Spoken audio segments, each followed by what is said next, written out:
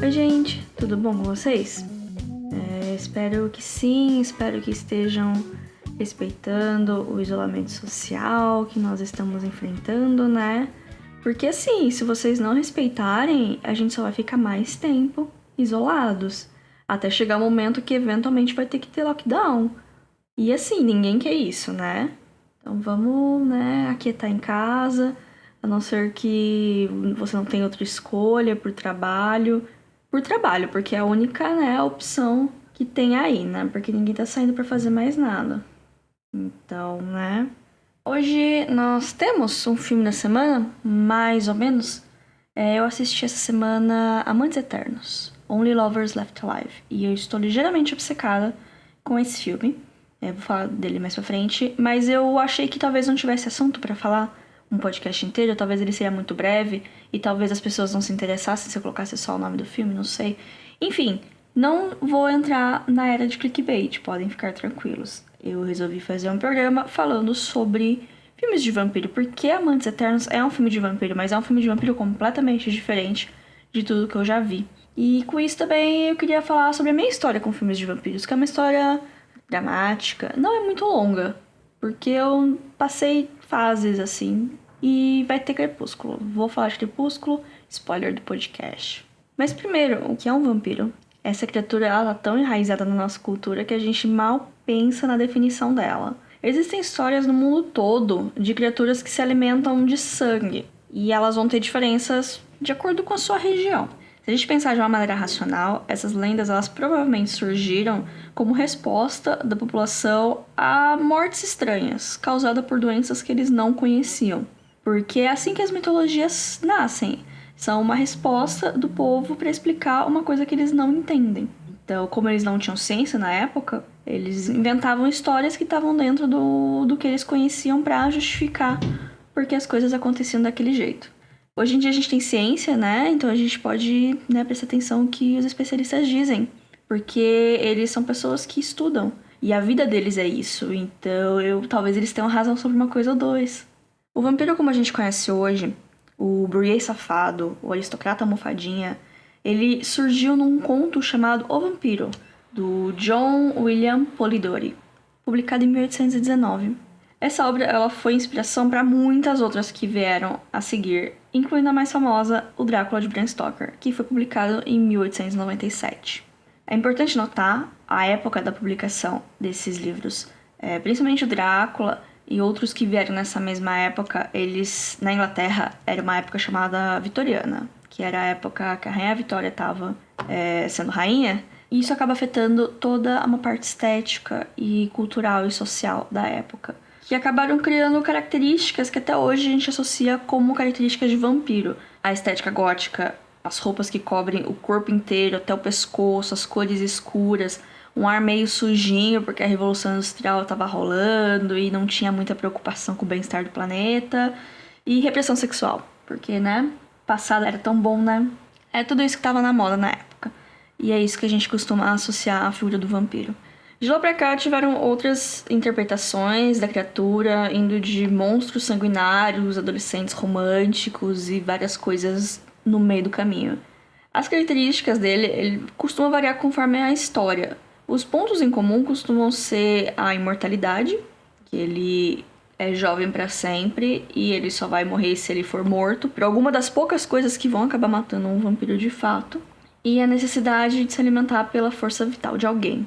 Em 90% das obras, isso é retratado na sede de sangue, mas não é uma regra. Tem a vampira dos X-Men. Apesar de tecnicamente ela não ser uma vampira de verdade, o poder dela é sugar, entre aspas, o poder dos outros. Com isso ela suga a força vital de alguém, com isso ela é uma vampira, entendeu? A gente raciocina. Na série do O Que Fazemos nas Sombras, que é uma série muito boa, inclusive vocês deviam assistir, tem os vampiros clássicos e tem um outro personagem que ele é um vampiro de emoção. Ele parece um personagem secundário do The Office, parece uma pessoa extremamente sem graça, e esse é o poder dele, ser extremamente sem graça e começar conversas completamente monótonas que acabam deixando as pessoas emocionalmente esgotadas, e é assim que ele se alimenta. Mas tirando esses dois elementos em comum, que é a imortalidade e a sede de sangue, entre aspas, as demais características de vampiro ficam a cargo de cada obra. E não existe isso de, mas vampiros de verdade não fazem isso. Vampiros de verdade não fazem aquilo. Porque, olha, não existe vampiro, tá? Então esse negócio de vampiro de verdade não cola. E de todos os monstros, os vampiros são os mais humanos. Não é nem por eles se manterem na forma de humano boa parte do tempo, mas todas as mídias, assim, que eles se encontram, né? Vou falar de filme, vou falar filme pra ficar geral, mas isso inclui livro, isso inclui série, isso inclui tudo. E, geralmente, vampiro, um personagem vampiro ou alguma coisa envolvendo vampiro são metáforas para outras coisas. Repara, pode ser para doença, pode ser para uma praga, pode ser para repressão, pode ser para segregação, pode ser para depressão, desejo sexual, muitas coisas de acordo com o contexto e às vezes mais que uma. E talvez seja isso que nos fascine mais a respeito dessas criaturas à noite. Quando a gente pensa no vampiro, geralmente a gente pensa no Drácula, né? No clássico do leste europeu, o aristocrata, todo bonitinho. Quer dizer, não muito bonitinho, talvez de meia idade. Eu não sei, eu penso no Gary Oldman, no Drácula de Bram Stoker. Talvez seja a imagem mais, assim, de vampiro na minha cabeça. Por mais que eu só tenha assistido o filme recentemente, mas... Ou talvez o Nosferatu. Eu também penso muito no Nosferatu antigão, assim, que ele é careca, tem as orelhas pontudas, parece um demoninho. Talvez essas sejam as imagens mais clássicas, assim, do vampiro, por ele ter essa dualidade, assim, entre monstro e cavalheiro. Mas existem versões dele em todo mundo. Inclusive, achei uma versão aqui no Brasil. É um personagem chamado Encourado. Eu não sei o quão confiável as minhas fontes são, tá? Elas não pareciam ser muito. Mas o que eu achei foi que ele é descrito como um homem que vive no Nordeste, com características do local, vestido todo de couro escuro, como se fosse um cangaceiro, hábitos noturnos e que se alimenta das pessoas, de preferência as que não frequentam a igreja. Aí, né, só por esse detalhe a gente percebe que provavelmente veio importado da Europa, né, esse personagem moralista, né? Eu tentei achar alguma coisa indígena, alguma criatura, mas eu não achei. Se alguém conhecer alguma lenda do nosso folclore que tenha a ver com algum demônio sugador de sangue, avisa lá no @filme.da.semana.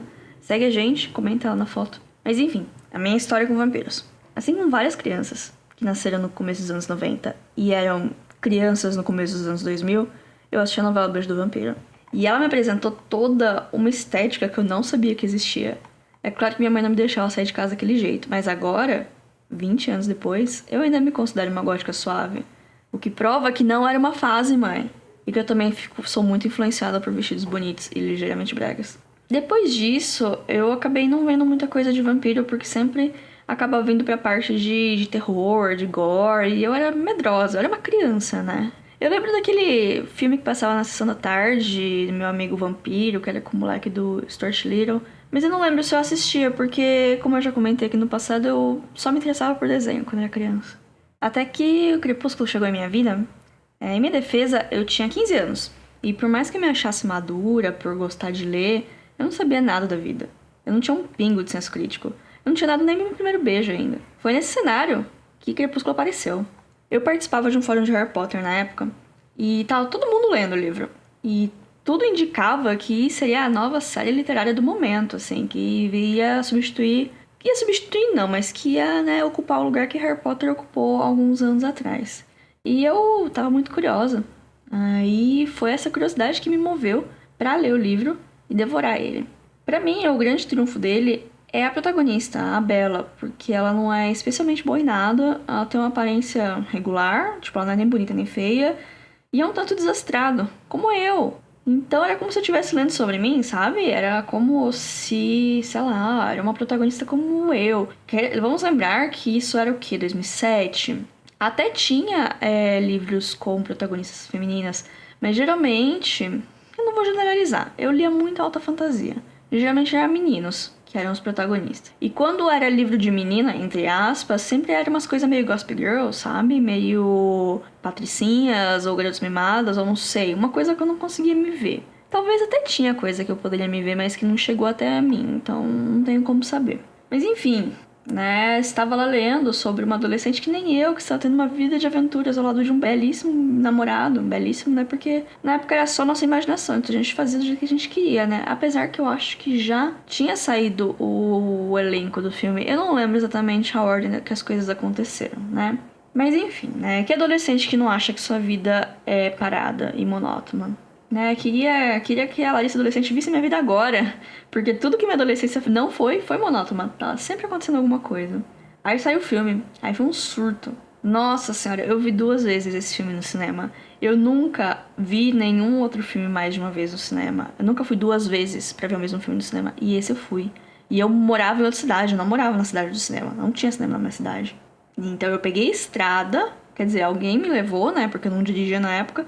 Paguei pedágio, que na época devia ser metade do que é hoje, pra ver Crepúsculo 2 vezes. A época das vacas gordas, né?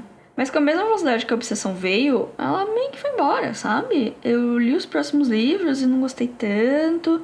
Eu acho que eu nunca li o último, pra ser bem sincera. Eu até fui no cinema ver Lua Nova, eu fui numa sessão da meia-noite e eu dormi. Porque eu estava cansada e também porque eu achei chato. Os outros filmes, pra vocês terem noção, eu só lembrei que Eclipse existe agora, porque eu fui dar uma pesquisada. Porque pra mim era Crepúsculo, Lua Nova e o Amanhecer, parte 1 e 2. E eu não lembro nada de Eclipse, eu não sei o que aconteceu naquele livro. Eu só lembro da capa agora, que era das fitas, mas não lembro de nada. Os filmes eu só vejo quando passa na TV e assim vejo pedaço, eu nem paro pra ver. Eu acho o final breguíssimo.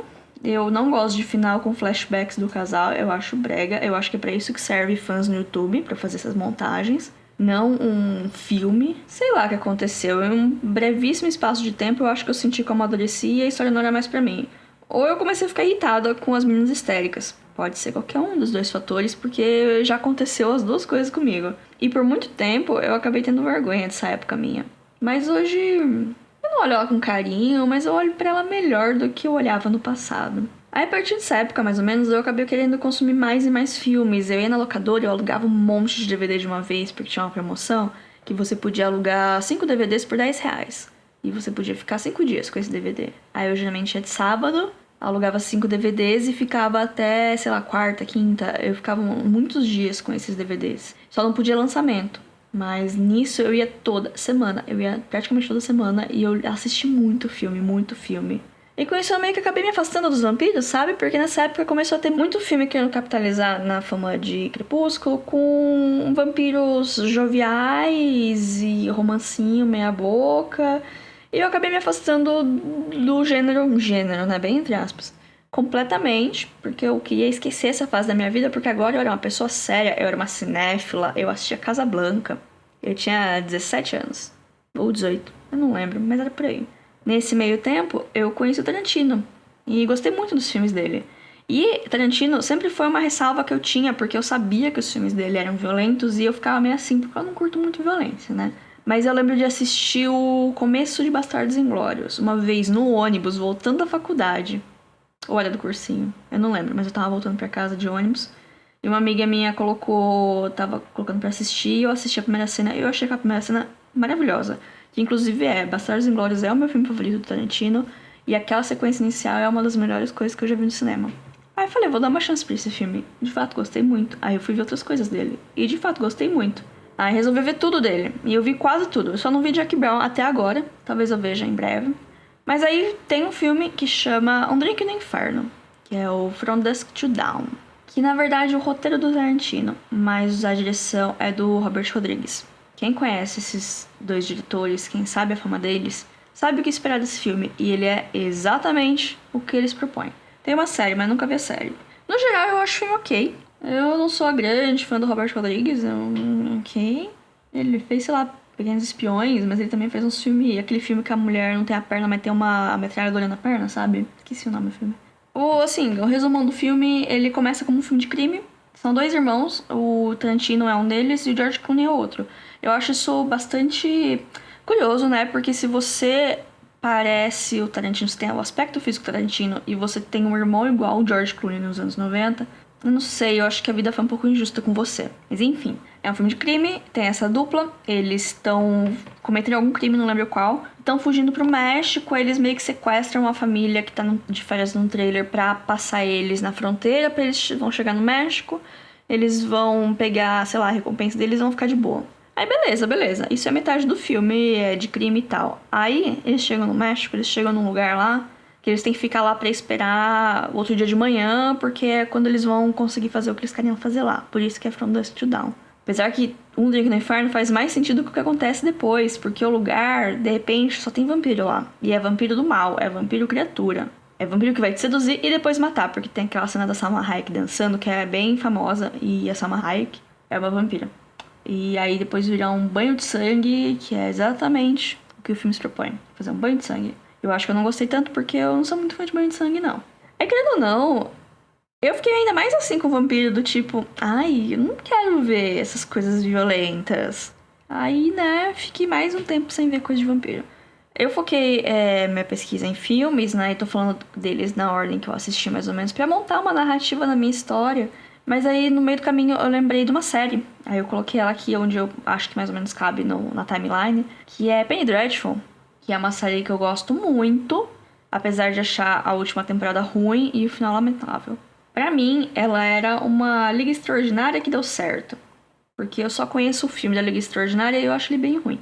Tinha vários personagens literários reunidos numa Londres vitoriana fantástica. Tem o Dorian Gray, tem o Dr. Frankenstein, tem o monstro do Dr. Frankenstein, tem lobisomens, tem o Drácula, tem outros vampiros, tem espíritos, tem um pistoleiro americano e tem a Vanessa Ives, que é a personagem da Eva Green, que pra mim é a melhor.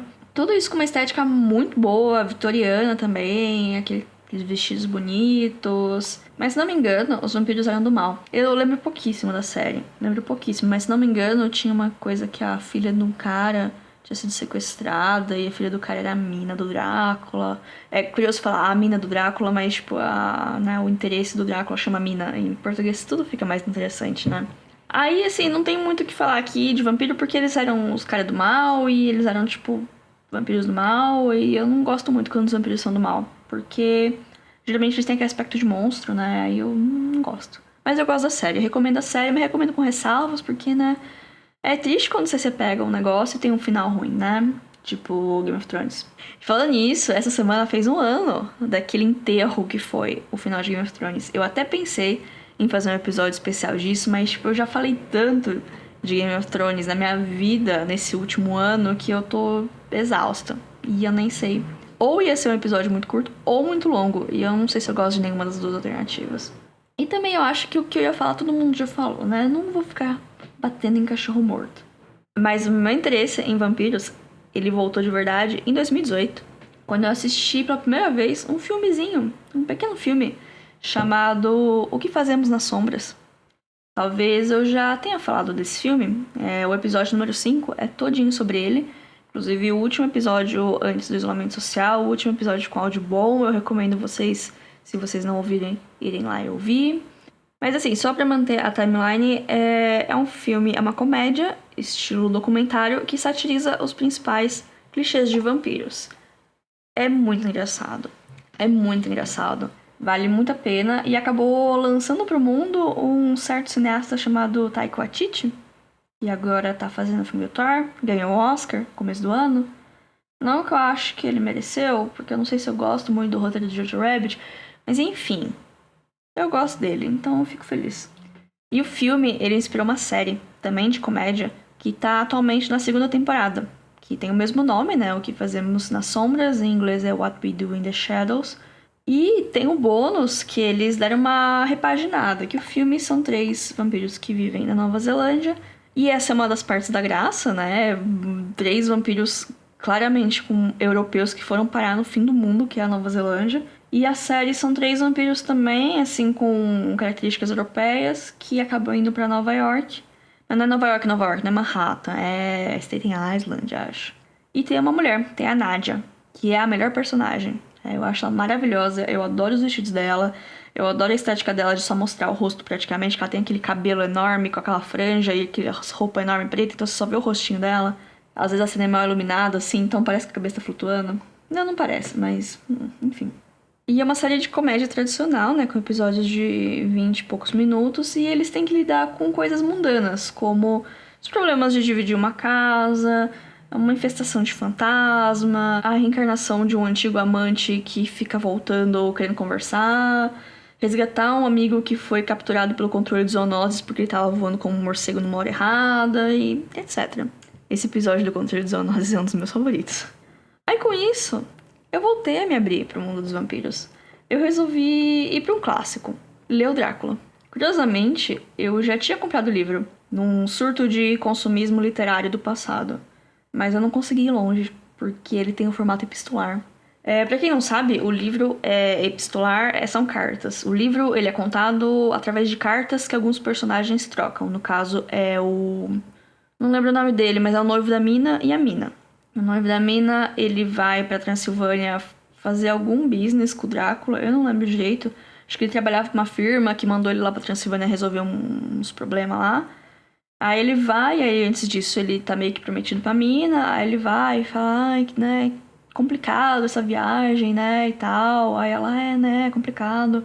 Aí ele visita o Drácula e conta, né, nas cartas dele como que tá rolando. Nesse meio tempo, o Drácula, eles conversam, né, que ele tá lá com o Drácula, eles acabam conversando, ele acaba contando da noiva dele. E o Drácula coloca na cabeça dele que a noiva dele é a reencarnação de um amor antigo dele, do Drácula. E faz de tudo pra tentar encontrar ela e fazer ela virar uma vampira.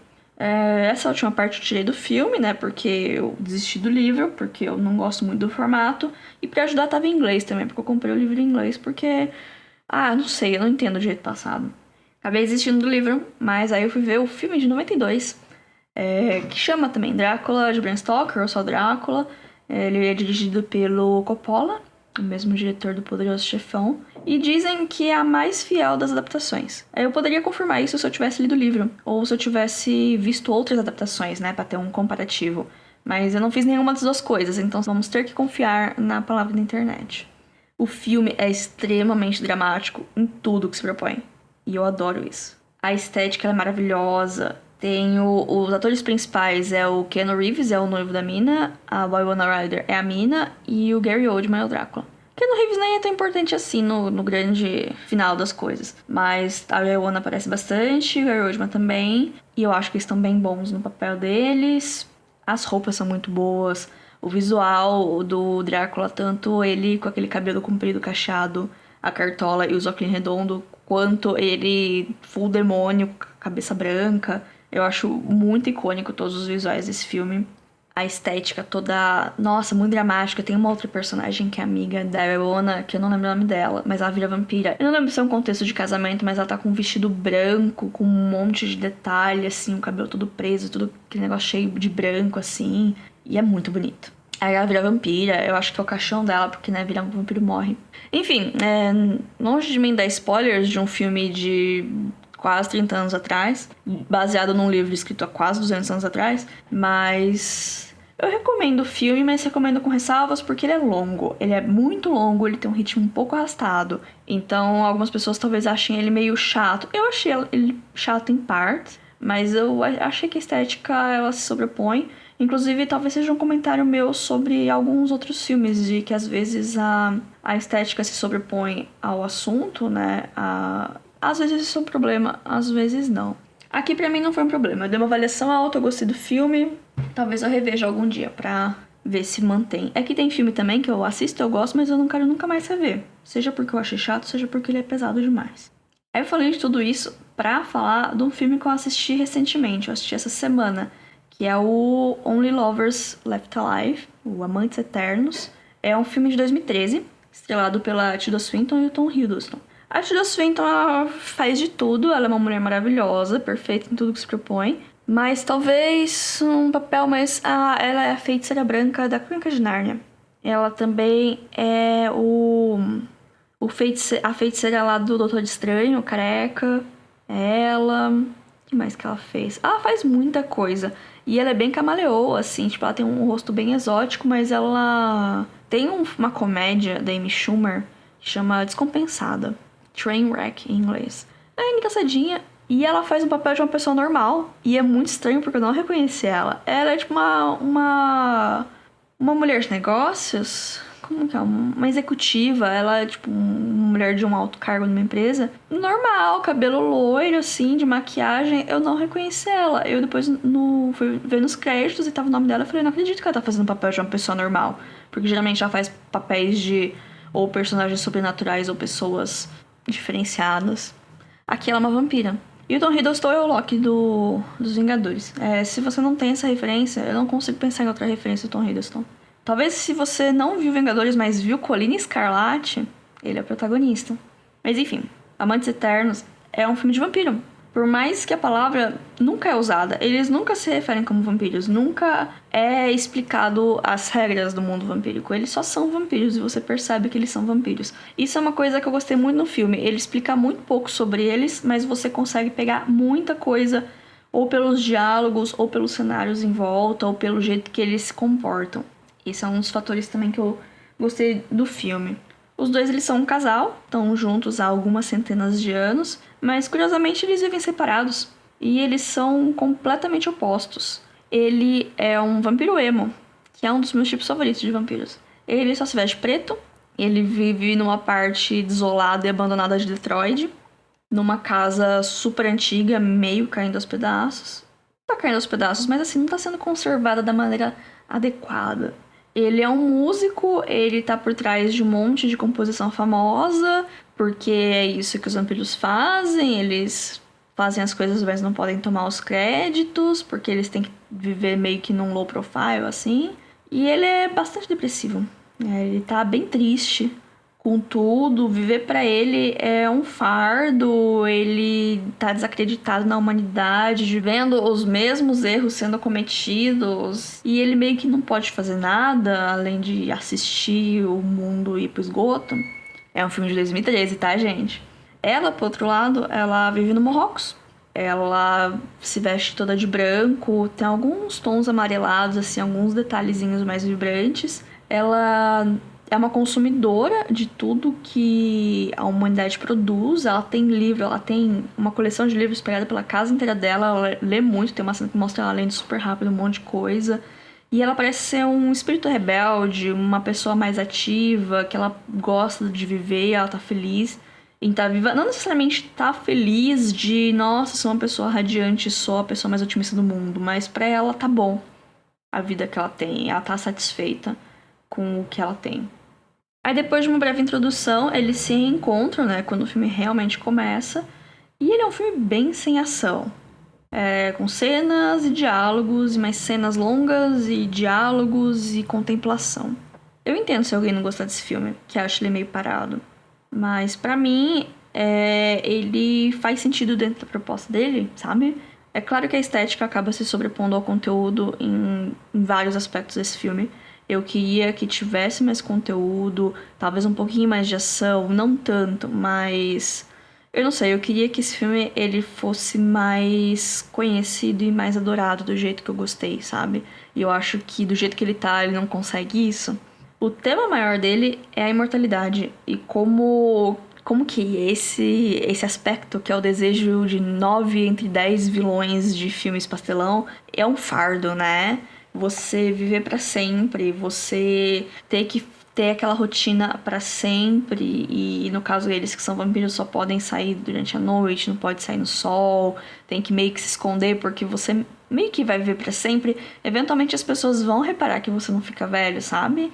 Que você é pálido, que você não sai de casa durante o dia. Tipo, são coisas que as pessoas reparam, sabe? E nem sempre é fácil ter essa vida, né? As cenas arrastadas, elas representam a passagem do tempo para eles. Por isso que elas são longas. Por isso que as músicas, elas parecem que elas estão numa rotação mais baixa. Porque para eles o tempo passa mais devagar. E eu acho que o diretor tentou dar essa impressão pra gente, sabe? Do tipo, como é ruim ser imortal. Talvez para evitar que algum espectador tenha esse plano de querer ser imortal. Talvez funcione. E mesmo assim, e mesmo com essa existência, arrastada, eles encontram razões pra mudar e se reinventar e mudar aspectos da vida, mesmo tendo centenas de anos. Essa interpretação talvez seja bem otimista de minha parte. Eu tô tentando ser otimista, porque é a única coisa que eu tenho pra fazer e não surtar, nesses tempos atuais. O filme ele subverteu bem as minhas expectativas, porque eu não esperava que ia ser parado e contemplativo, mas eu achava que ia ser meio que nem um Drink no Inferno, sabe? Que eu sabia que era filme de vampiro, aí eu pensei que ia ter um começo mais paradão, ia acontecer alguma coisa no meio, e aí ia virar um banho de sangue. Mas eu fiquei feliz que não aconteceu isso, porque talvez nesse ponto do banho de sangue que as coisas talvez se percam, sabe? Pode ser legal, pode não ser, eu não sei, depende. A gente nunca vai saber como teria sido esse filme assim. É claro que no filme vai ter um momento chave de mudança, vai ter um acontecimento que acaba obrigando os personagens a mudar como eles estavam no começo do filme. Mas o jeito que eles lidam sei lá, é tão mundano, sabe? É uma coisa terrível que acontece, eles lidam com aquilo como se fosse mais uma segunda-feira. E partem pra próxima, meio tipo, nossa, né? De novo isso, tipo, né? Chata essa situação, mas a gente tem que fazer, né? Então vamos fazer, né? Pra acabar logo. E pode parecer anticlimático pra algumas pessoas, mas foram escolhas, né? Feitas e eu achei elas bem interessantes. Outra coisa que eu tava esperando é. Como que eu posso dizer isso? Bom, o filme chama Amantes Eternos. Amantes Eternos. Você sabe o que eu esperava. Mas tem uma cena de nudez. Mas ela não é sexual e ela é de muito bom gosto. Mas fica aí o aviso, às vezes você quer assistir com sua mãe, né? E às vezes tem pessoas que são delicadas pra isso. Mas mesmo assim, né? Mesmo com tudo isso, os dois eles estão sempre muito juntos, né? Como se fosse uma coisa só. Eles estão sempre meio que ou de mãos dadas ou com a cabeça meio no colo um do outro. Eles estão sempre dando um jeito de estarem tocando um ou outro. E eu achei isso bem bonito. Achei bonito o romance dos dois, sabe? Como os dois são diferentes, eles se complementam e eles se entendem e eles vivem a vida imortal deles juntos, sabe? Achei um relacionamento saudável e bonito. O filme tá disponível na Amazon Prime, eu recomendo muito, mas fica aí essas ressalvas, né? Não vão achando que vai ser um filme super emocionante ou um filme super cheio de ação ou uma grande aventura. Né? Eu acho importante meio que já saber o que você vai encontrar pra não decepcionar, pra não vir falando pra mim, Larissa, assisti aquele filme que você recomendou e não gostei. Então, assim, você ainda pode assistir esse filme e não gostar. Eu não tô falando pra vocês fazerem isso, mentirem pra mim. Mas, às vezes, você recomenda uma coisa e meio que não leva a pessoa pro caminho certo, e a pessoa, putz, eu achava que eu assisti uma comédia e acabei assistindo um drama, né? Pior coisa é isso. Você tá afim de dar risada e você acaba chorando. Bom, mas já falei demais, o episódio já tá extenso, tem aí algumas recomendações, assistam O Que Fazemos nas Sombras, tem na Amazon Prime Filme, a série Dá Seus Pulos, Amantes Eternos também tem na Amazon Prime, então olha só, guerra de streamings aqui, porque choras Netflix. Bom, gente, é isso, segue a gente lá no @filme.da.semana. Comenta lá qual que é o seu filme de vampiro favorito, qual é o seu vampiro favorito da ficção. Se é que você gosta de vampiros, ou comenta, eu odeio vampiros, Larissa, esse episódio foi uma perda de tempo. Também é válido, todo engajamento é válido. Só não me xingue, por favor, senão eu vou te bloquear. E queria dar um recadinho da minha amiga Mona. Sigam a @monalisa_soto. Ela tem um Instagram ótimo, ela é uma artista. E ela tá fazendo lives toda sexta-feira, às 7 da noite, pra falar sobre arte. E ela me convidou pra falar sobre arte e cinema. Se tudo der certo no dia 29. Se não der certo também, ela vai fazer a live. Então ela vai estar lá dando conteúdo, eu estando lá ou não. Então segue ela lá, porque ela tem um conteúdo bem legal. E se der certo a live, a gente se vê na live. Mas tem episódio semana que vem também. Inclusive, eu vou começar a virar essa pessoa que, se vocês têm sugestões de temas, podem me mandar. Porque a fonte tá começando a secar. Não tá. Mas eu tô começando a sofrer um pouco pra achar temas. Ou filmes específicos, se você quer que eu comente de algum filme específico, também pode falar. Quem sabe o que vai acontecer, né? Então é isso, gente. Se cuidem e vamos lá. Até semana que vem. Tchau, tchau.